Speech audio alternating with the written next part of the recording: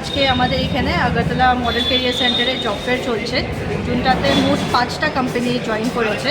একটা বাইরে থেকে এসেছে বার্বিকিউ নেশন, বাকি 4টারই এখানেই অফিস।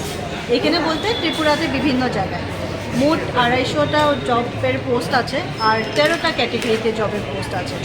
আর মিনিমাম কোয়ালিফিকেশন হয়েছে 8 পাস থেকে গ্র্যাজুয়েশন অবধি সব ক্যাটেগরিতে বাচ্চারা চাকরির জন্য অ্যাপ্লাই করতে পারবে। আর 5টা কোম্পানি তো বললামই। আর আশা করছি যে আমরা দেখেছি অনেক ক্যান্ডিডেটও এসেছে, বেশিরভাগ ক্যান্ডিডেট চাচ্ছে রিসেপশনিস্ট, টেলিকলিং এগুলো পোস্টের জন্য অ্যাপ্লাই করতে। আর বাইরে যাওয়ার জন্য এবার আমরা খুব খুশি হয়ে বলতে পারছি যে অনেকজন ক্যান্ডিডেট বাইরে যাওয়ার ইন্টারেস্ট দেখাচ্ছে। তো এটা আমাদের একটা ভালো খবর, বাইরে গেলে অনেক অপরচুনিটিও পাওয়া যায়।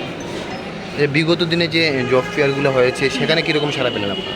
আর ওইখানে অ্যাকচুয়ালি খুব ভালো আমরা রেসপন্স পেয়েছি। আর তার মধ্যে একটা খুশির বিষয় কি, একটা কোম্পানি যে এখানে এসেছে ওরা এখন একজন এমপ্লয়ার হয়, ধরেন ইন্টারভিউ যে নিচ্ছে ও আমাদের এখান থেকে চাকরি পাওয়া।